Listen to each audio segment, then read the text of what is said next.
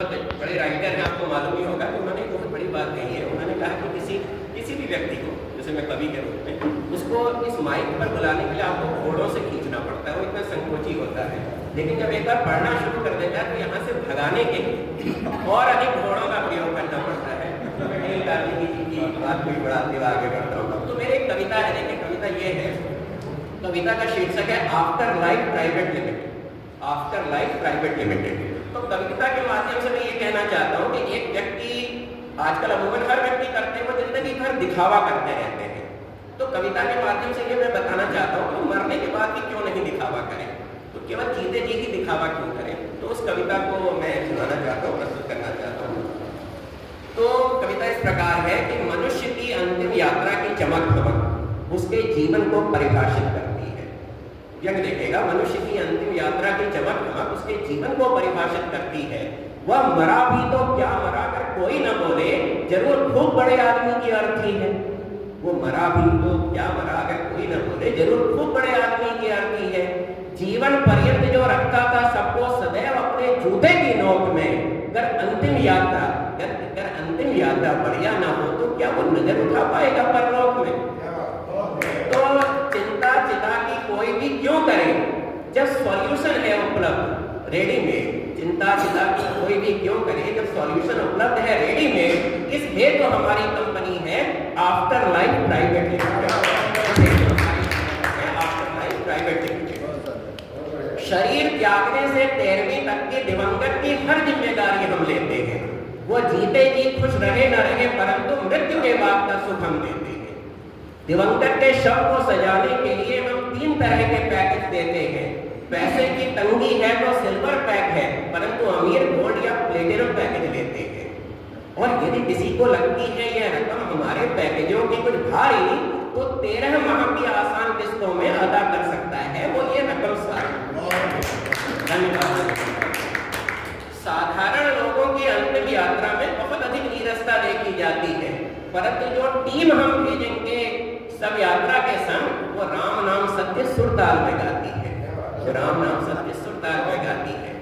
और मृतक को शव यात्रा के संग चलने वालों में, मृतक को शव यात्रा के संग चलने वालों में मृतक को यदि चाहिए कोई नेता या अभिनेता, तो 10% एक्स्ट्रा चार्जेस देने होंगे। मुफ्त में आजकल कौन तनख्वाह देता, मुफ्त में आजकल कौन तनख्वाह देता। धन्यवाद। और शोकाकुल लोगों के लिए घाट में टेंट और कुर्सी का होगा इंतजाम। चाय स्नैक्स भी तब तक बढ़ता रहेगा जब तक शवदाह का चलेगा काम। और मुखाग्नि देने हेतु माता पिता को यदि पुत्र असमर्थ हो विदेश से आने में, तो वो ऑनलाइन भी अग्नि दे सकता है यदि इच्छुक हो वो ये फर्ज निभाने का। और हाँ, ये बहुत बढ़िया स्कीम है, देखिएगा। और हाँ, 13वीं के बाद हम लोगों के पिछले 13 दिन के रिव्यू लेते हैं। 13वीं के बाद हम लोगों के पिछले 13 दिन के रिव्यू लेते हैं। जो 5 स्टार देते हैं उनको हम डाई 1 गेट 2 का ऑफर देते हैं। डाई 1 गेट 2 का ऑफर देते हैं। धन्यवाद।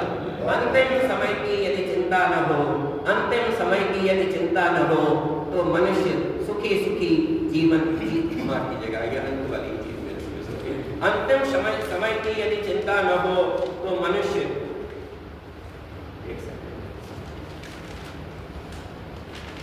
अंतिम समय की यदि चिंता न हो तो मनुष्य सुख चैन से जीवन व्यतीत करेगा और आफ्टर लाइफ प्राइवेट लिमिटेड का मेंबर खुशी खुशी जिएगा, खुशी खुशी मरेगा।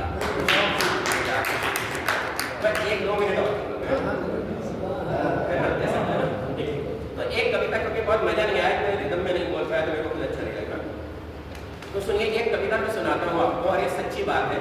मैं यहाँ पर लखनऊ के एक प्रतिष्ठित सरकारी ऑफिस में गया और वहाँ मेरे संग जो कुछ भी हुआ मैंने उसको कविता के माध्यम से उसको लिपिबद्ध किया है। और अगर आप किसी सरकारी सेवा में आप लोग रहे हैं या सेवानिवृत्त हुए, तो अगर आप बहुत ईमानदारी से रहे हैं तो मेरा आपको प्रणाम है। और अगर आप ईमानदारी से नहीं रहे हैं तो ये कविता शायद आपके लिए, तो जरा सुनिएगा। तो मेरी सरकारी विभाग की यात्रा, कविता इस प्रकार है कि मैं सरकारी विभाग में जाते समय क्या कर रहा हूँ, देखिएगा कि मैंने पढ़ी हनुमान चालीसा, फिर किया कुल देवता को याद। फाइल को धूप बत्ती दिखाई, दही बताशा खाया, उसके बाद फिर चला सरकारी विभाग में करवाने आवश्यक काम। मुख्य द्वार के अंदर जाते ही मैंने लिया प्रभु का नाम। रक्तचाप मेरा बढ़ने लगा, हृदय धड़कने लगा कि जोर। जब गुटखा खाते बाबू ने मुझको बुलवाया अपनी ओर।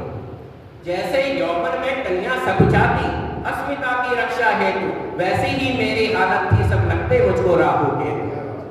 मेरे बटुए के कड़क नोट है मादक यौवन के समान, उस बाबू की कुटिल हंसी में मुझको दिखे तीर कमान। मदारी बाबू ने, वो मदारी बाबू था, वो सबको नचा रहा था जितने उसके पास आ रहे थे। तो मदारी बाबू ने डुगडुगी बजाकर चलाए कुछ शब्दों के बाण। उन शब्दों का भावार्थ था फाइल में नहीं शेष प्राण। संजीवनी बटवे से निकालो, वो बोला संजीवनी बटवे से निकालो, फाइल से यदि ममता है, भ्रष्टाचार के शक्ति बाण में प्राण लेने की क्षमता है।